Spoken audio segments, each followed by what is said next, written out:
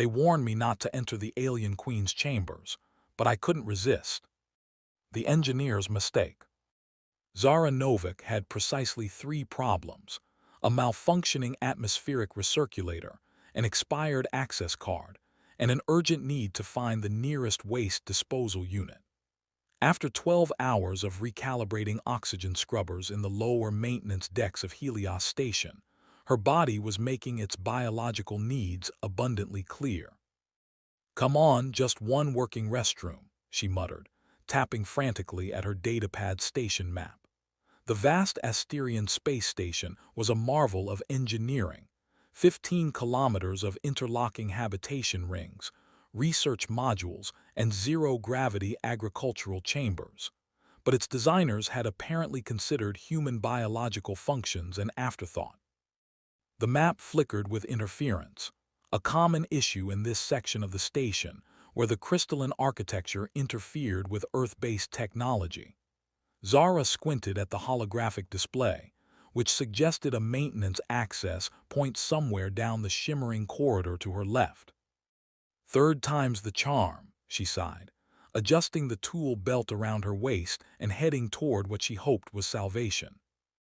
The corridor pulsed with soft bioluminescence, shifting from deep indigo to cerulean as she passed. Beautiful, but distinctly unhelpful for navigation. Most of the signage was in standard Asterian, which her translator implant rendered into squiggles that vaguely resembled instructions. After 6 months on station, Zara had learned to navigate mostly by memory and educated guesses. The passage narrowed and then widened into an ornate antechamber unlike anything Zara had seen before. The walls were lined with what appeared to be living crystal, not the usual station architecture. A series of concentric rings were etched into the floor, each pulsing with gentle light. At the center stood an archway that seemed to ripple like water caught in zero gravity. "This definitely isn't a bathroom," Zara muttered, checking her datapad again. The map was now completely scrambled, showing only static. Great. Protocol dictated she should backtrack and find authorized personnel to assist her. Protocol, however, didn't account for 12 hours of recycled coffee and the mounting pressure on her bladder. "Just a quick peek," she decided, approaching the strange archway. "There's probably a facilities access point through here." The moment she stepped through the threshold, Zara knew she'd made a terrible mistake. The ambient hum of the station disappeared, replaced by silence so profound it made her ears ring. The air was different too, cleaner, with traces of something that reminded her of ozone after a lightning storm. The chamber beyond was vast, at least 30 meters tall, with a domed ceiling that appeared to contain actual stars, not projections, but somehow captured fragments of real cosmic bodies, suspended and gently rotating. The floor beneath her boots was a mosaic of liquid metal that rippled outward from where she stood. And directly ahead, seated on an elevated platform within a sphere of floating crystalline fragments, was the unmistakable figure of High Guardian Nyxara of the Asterian Collective. "Oh no," Zara whispered, her body freezing in place. "No, no, no." The High Guardian's skin was alabaster with faint luminescent patterns flowing beneath the surface like circuitry. Her eyes, all 4 of them, were vertical slits that glowed with inner light, arranged in a diamond pattern on her elongated face. The elaborate headdress she wore seemed alive, composed of delicate metal filaments supporting crystalline structures that hummed with energy. 6 Asterian sentinels stood in perfect formation around her, their armor composed of the same living metal as the floor. Each held what Zara recognized as a phase disruptor, weapons capable of unmaking matter at the molecular level. In her 6 months on station, Zara had never actually seen the High Guardian in person. Few humans had. Nyxara was the enigmatic leader of the entire Asterian collective, a being rumored to be over 300 years old and possessed of both technological and psychic abilities that bordered on the mystical. And Zara had just barged into what was clearly her private meditation chamber. The sentinels moved as one, weapons raising in perfect synchronization. Zara raised her hands instinctively. "I am so sorry," she stammered. "Wrong turn, completely my fault. I'll just—" She gestured weakly toward the archway behind her. "Stay," came a voice like crystal chimes in a gentle breeze. High Guardian Nyxara had not moved, but her voice seemed to emanate from the air itself. "You are human." It wasn't a question, but Zara nodded anyway. "Yes, Your Eminence. Zara Novik, Environmental Systems Engineer with the Earth Cooperative." "Approach," Nyxara commanded. The sentinels parted silently, creating a path to the elevated platform. Zara swallowed hard, shooting one last longing glance at the doorway before moving forward on suddenly unsteady legs. Her need for a bathroom was momentarily forgotten, replaced by the very real possibility that she was about to cause an interstellar incident. As she drew closer, Zara noticed details she couldn't see from a distance. Nyxara's headdress wasn't merely decorative, it was technological, with tiny lights pulsing in complex patterns. Her four eyes weren't just luminous, they contained what looked like miniature nebulae, swirling cloudscapes of light and color that shifted as she studied the human. "You are the first human to enter my sanctum," Nyxara said, her head tilting slightly in what might have been curiosity. "And you did so without announcement or escort." "Completely by accident," Zara confirmed quickly. "I was trying to find atmospheric regulator access point J17 and then, well, I was also looking for a restroom." A ripple passed through the sentinels, a subtle movement that suggested either surprise or disgust. Zara couldn't tell which would be worse. Nyxara's expression remained unchanged, but the lights in her headdress flickered in a new pattern. "You sought waste processing facilities and instead found the heart of Asterian governance." That pretty much sums it up, yes. To Zara's shock, the High Guardian's lips curved upward slightly. Not quite a smile by human standards, but definitely an expression of amusement. "Fascinating. Your species continues to defy prediction models." She gestured to a small platform that rose from the floor beside her. "Sit. Since you have arrived by such unusual circumstances, we shall converse." Zara gingerly seated herself on the platform, which adjusted to accommodate her human physiology. It was surprisingly comfortable, molding to support her spine in a way her bunk in the Earth quarters never did. "So," Nyxara said, studying her with those nebula-filled eyes, "tell me something about humans that would not be found in our anthropological databases." Zara's mind went blank for a moment. What could she possibly tell an advanced alien monarch that her intelligence services wouldn't already know? She doubted the High Guardian cared about the technical specifications of air recyclers. "Well," she said finally, "we have this food called chocolate that releases chemicals in our brains that simulate feelings of love, but about 15% of us are allergic to it. The rest of us love it so much we keep it everywhere anyway." Nyxara's head tilted further. "You maintain a substance that harms a significant portion of your population because it provides neurochemical pleasure. When you put it that way, it does sound a bit insane." "Not insane, merely unexpected." The pattern in her headdress shifted again. "This quality of unexpectedness permeates your species. It makes you difficult to classify." A crystalline vessel materialized between them, bearing two cup-like containers filled with a luminescent liquid that shifted between silver and blue. "This is lumina," Nyxara explained, taking one of the containers. "It is customary to share it with those who enter the sanctum, though few do so without extensive preparation." Zara accepted the other container, studying the swirling liquid. "Is it safe for humans?" "Unknown. No human has consumed it before." "That's not reassuring." "The universe rarely offers reassurance, Zara Novik." There was that almost smile again. "Only possibilities." She took a tentative sip, prepared for anything from ambrosia to molecular disintegration. The taste was neither. It reminded her of the smell of rain on hot pavement, if that smell were somehow made of starlight, with subtle notes of what might be cinnamon if cinnamon were made of electricity. "It's incredible," she admitted, taking another sip. They sat in silence for a moment, the quantum tension of the situation gradually easing. The sentinels remained still, but the atmosphere in the room had shifted from potential execution to something closer to curious observation.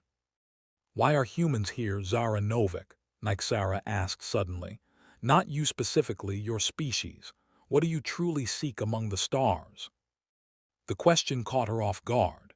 She was an engineer, not a philosopher or diplomat, but something about the High Guardian's direct gaze made her consider her answer carefully. "Honestly, we're looking for connection," she said. "We spent centuries wondering if we were alone in the universe. Now we know we're not, and we're trying to understand our place in it all. We want to belong." Nyxara studied her, the nebulae in her eyes seeming to pulse. A simple answer, yet profound in its way. "Most profound truths are simple," Zara replied, surprising herself with the observation. "It's the complications we add that make things messy." "Indeed." The High Guardian set down her empty container. "Your honesty is refreshing. Those who typically enter my presence come with layers of preparation, political agendas, rehearsed words." "I just came looking for a bathroom," Zara reminded her. This time Nyxara's smile was unmistakable. "And in doing so, you have achieved what your ambassadors have failed to for months, my undivided attention." She rose gracefully, her headdress glimmering with new patterns. "Return tomorrow, Zara Novik. We shall continue our discussion." Her eyes twinkled with actual starlight. "And by the way, the waste reclamation facility you seek is through the second archway to your left upon exiting." As Zara was escorted from the sanctum by two of the sentinels, she couldn't shake the feeling that her bathroom-seeking blunder might have accomplished more for human-Asterian relations than months of official negotiations. And she really needed to find that bathroom. The diplomat's triumph. Zara Novik's return to High Guardian Nyxara's sanctum 6 months after their first meeting caused considerably more commotion than her accidental first visit. This time, she was escorted by a contingent of both Asterian and human guards, the latter looking far more concerned than their alien counterparts. "You understand that this is highly unusual," Director Liam Thornton whispered as they approached the ornate archway. The Earth diplomat's usually immaculate appearance was marred by worry lines and a hastily straightened collar. 6 months of formal requests for an audience, and she grants regular meetings to an environmental engineer who got lost looking for a bathroom. "Sorry, sir," Zara replied, though she wasn't entirely sure what she was apologizing for. "If it helps, I did fix that atmospheric regulator afterward." Thornton shot her a look that suggested air quality was the least of his concerns. "Just don't mention the chocolate thing again. Our xenobiologists nearly had collective heart attacks when that showed up in the official transcript." The doors to the sanctum parted, revealing the vast chamber Zara had stumbled into half a year ago. This time, however, it wasn't just High Guardian Nyxara waiting for them. A full complement of Asterian officials stood arranged in concentric circles around her platform, their attire marking them as members of various governmental departments. "The human returns," announced a tall Asterian with platinum skin, and a military bearing so rigid it made Thornton look relaxed by comparison. As requested, Nyxara's nebula-filled eyes found Zara immediately. "Zara Novik, you have brought companions." "More like they brought me, Your Eminence," she admitted. "This is Director Liam Thornton, Earth's official representative." Thornton stepped forward and executed a perfect formal bow, exactly as prescribed in the diplomatic protocols. "Your Eminence, the Earth delegation is honored by this opportunity to—" "Yes," Nyxara interrupted, her attention already returning to Zara. You have continued your environmental work on Helios Station. I have, Zara confirmed, acutely aware of the stares from both delegations. All atmospheric systems functioning within optimal parameters now. Excellent, consistent air quality will be important for today's discussions. She gestured to the platinum-skinned military officer. First Sentinel Vexorin has expressed concerns about Earth's presence in the collective. He believes your species is too unpredictable. Vexorin's eyes narrowed. With respect, Your Eminence, the human delegation has requested access to technologies that could destabilize the entire sector if misused. Their species has a documented history of turning beneficial innovations toward destructive ends. Director Thornton straightened his shoulders. First Sentinel, I assure you Earth's intentions are entirely peaceful. We seek only to benefit from Asterian advancements while contributing little in return, Vexorin finished for him. The risk assessment models are clear. Zara felt the diplomatic tension thickening in the air. This was far beyond her expertise. She was supposed to be calibrating environmental systems, not navigating interstellar politics. Yet Nyxara was looking at her expectantly, as if waiting for her response. Permission to speak candidly, Your Eminence, Zara asked, ignoring Director Thornton's subtle headshake. Granted, Nyxara replied, the lights in her headdress pulsing with apparent interest. First Sentinel Vexorin isn't wrong about humans being unpredictable, Zara began, choosing her words carefully. We're messy, inconsistent. Sometimes we even scare ourselves with what we're capable of, both good and bad. Vexorin's posture seemed to radiate vindication. But that unpredictability is also our greatest strength, Zara continued. We approach problems from angles others might not consider. We find solutions in unexpected places. She gestured to the room around them. I mean, I'm standing here talking to you all because I got lost looking for a bathroom. If that's not a perfect metaphor for humanity stumbling into greatness, I don't know what is. A ripple of what might have been laughter moved through several of the Asterian officials. Even Vexorin's rigid posture softened fractionally. Risk assessment models aren't wrong, Zara acknowledged, but they're incomplete.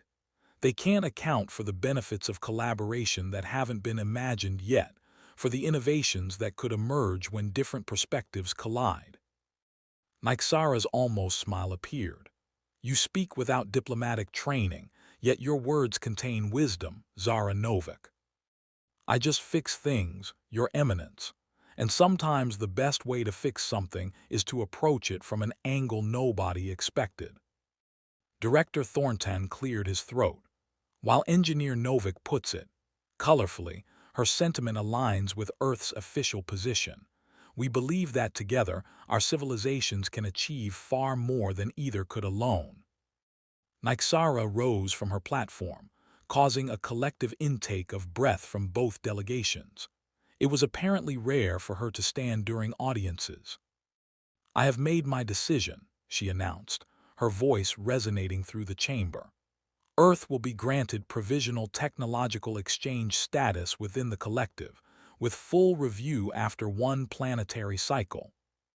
Vexorin stepped forward.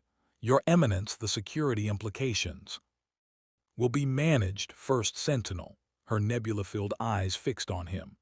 Adaptation is necessary for survival. Even the most perfect system must evolve or it calcifies.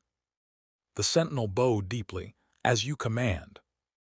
Nyxara turned back to Zara and Director Thornton. In return, Earth will provide the collective with regular cultural exchanges, not merely your scientific knowledge, but your art, your music, your unexpected perspectives. Thornton looked like he might faint from relief. This is more than generous, Your Eminence. Earth will be honored to share our cultural heritage. Additionally, the High Guardian continued, I require Zara Novik to remain as a special liaison between our peoples. This time both Vexorin and Thornton looked equally shocked. Me, Zara managed. I'm just an environmental engineer. I don't know the first thing about being a liaison. Precisely, Nyxara replied, that almost smile growing. You entered my sanctum without preparation, spoke without calculation, and in doing so revealed more about humanity than months of formal diplomacy. You will continue to serve this function. Director Thornton looked like he was trying to process the implications. This is unprecedented, Your Eminence, but if this is your wish, we will arrange for Engineer Novak to receive the appropriate diplomatic training and— No, Nyxara interrupted firmly. She will receive no such training. Her value lies in her unfiltered perspective. Her gaze returned to Zara. You will continue your environmental duties, but you will also attend council sessions and share your observations directly with me. Zara blinked. So you want me to fix things and just be myself? Indeed, the High Guardian confirmed. Sometimes the universe requires unexpected solutions, like finding diplomatic breakthroughs while searching for waste reclamation facilities. As the formal proceedings concluded and the delegates began to disperse, Director Thornton pulled Zara aside, his expression a complex mixture of amazement and concern. Do you have any idea what just happened? Thornton whispered. You've just been appointed to a position that doesn't even exist in our diplomatic framework.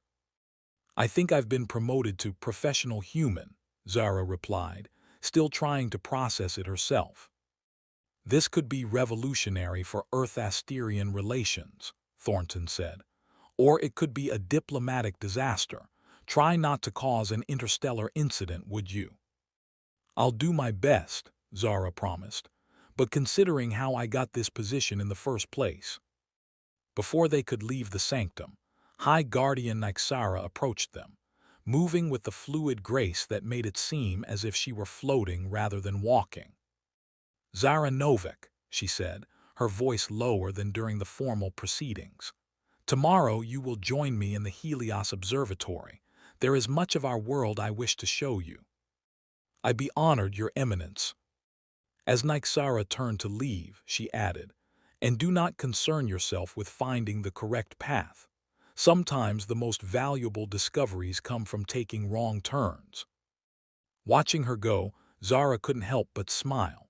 3 years ago, she'd signed up for a technical exchange program, hopping to see a bit of the universe while fixing environmental systems on an alien station.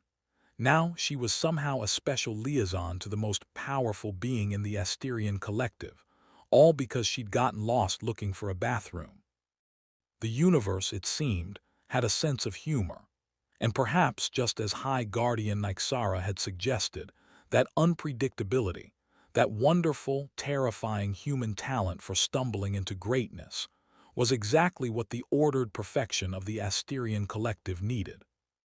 6 weeks into her new role, Zara found herself standing before the Asterian High Council, trying not to fidget as 12 pairs of alien eyes, some with vertical pupils, others with horizontal, a few with no pupils at all, studied her with varying degrees of curiosity and suspicion.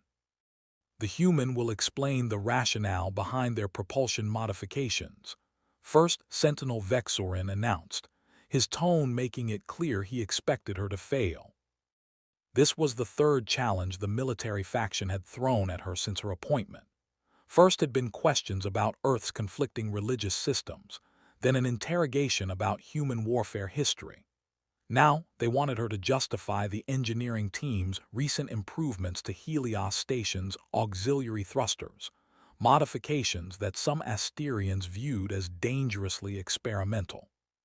The modifications were my idea, actually, Zara said, activating the holographic display before her. We noticed the propulsion systems were operating at 98% efficiency, which is within acceptable parameters, interjected Sentinel Trazix, Vexorin's deputy. Acceptable, yes, Zara agreed, but humans have a strange relationship with numbers. 98% feels itchy to us. A murmur passed through the council. The translator implant rendered the Asterian whispers as illogical and incomprehensible. Itchy? Nyxara asked, leaning forward slightly. Explain this concept. Zara hesitated, searching for the right words. It's like seeing a pattern that's almost complete but missing one element. We can't help but want to fill it in, make it whole. 98% is so close to perfect that the remaining 2% feels like a splinter in our minds. Your species finds psychological discomfort in mathematical near-perfection. One of the scientific counselors asked, sounding fascinated. Sometimes, Zara confirmed. And in this case, that discomfort led to innovation. She expanded the holographic diagram. By reconfiguring the exhaust manifolds to create a controlled harmonic resonance, we increased efficiency to 99.4% while reducing wear on the crystalline matrices by 15%.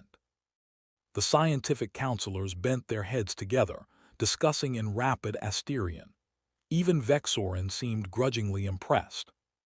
The modification required no additional resources, Zara continued, just a different way of looking at the existing system. A human way, Nyxara observed. Yes, Your Eminence. We're good at seeing patterns differently, sometimes simply because we haven't been trained to see them the correct way. As the council session concluded, Zara found herself walking alongside the High Guardian through the crystal corridors of the administrative level. You continue to surprise us, Zara Novik, Nyxara said. Some believed your initial impact was an anomaly, unlikely to be repeated. To be fair, I'm surprising myself most days, Zara admitted. The military faction remains concerned about increased human presence in the collective, yet they cannot deny the benefits of your perspective. They think I'm chaotic, Zara said, and they're not entirely wrong. Nyxara's 4 eyes studied her. Perhaps chaos is precisely what we require. The Asterian collective has pursued perfection for 10,000 years. We have built systems upon systems, each more refined than the last. And yet we find ourselves increasingly rigid, increasingly predictable. Evolutionary stagnation is a death sentence for any civilization, no matter how advanced. They paused at a viewport overlooking the massive central plaza of Helios Station, where humans and Asterians mingled, exchanging ideas and cultures in ways that would have been unimaginable a year ago. Look there, Nyxara pointed to where a group of Asterian youth were attempting to dance to Earth music, their naturally graceful movements adapting to the chaotic rhythms of human jazz. They are learning unpredictability, embracing the value of imperfection. Zara smiled, and what are we learning from you? Perhaps that is the wrong question, Nyxara replied, the nebulae in her eyes swirling thoughtfully. Perhaps what matters is not what we teach each other, but what we create together, something that neither of us could have imagined separately. As they watched, an Asterian child approached a human musician, touching the saxophone with wonder. The human knelt, showing the child how to produce a note from the instrument. The sound that emerged was discordant but uniquely beautiful, neither human nor Asterian, but something new. I believe, Nyxara said softly, that we have taken precisely the right wrong turn. Zara nodded, remembering her accidental entrance into the sanctum that had started it all. Sometimes getting lost is the only way to find what you didn't know you were looking for. Indeed, Liaison Novik. The High Guardian's headdress glimmered with new patterns of light. Now, shall we discuss your latest itchy idea for improving the agricultural hydroponics? Actually, Zara said with a grin, I was thinking about introducing the council to chocolate next week. I've been developing a non-allergenic version that should be safe for Asterians. Nyxara's almost smile bloomed into a full expression of amusement. The universe trembles in anticipation. Together they continued down the corridor, human and Asterian, chaos and order, finding a new path forward. One wrong turn at a time. Retry Claude can make mistakes. Please double-check responses.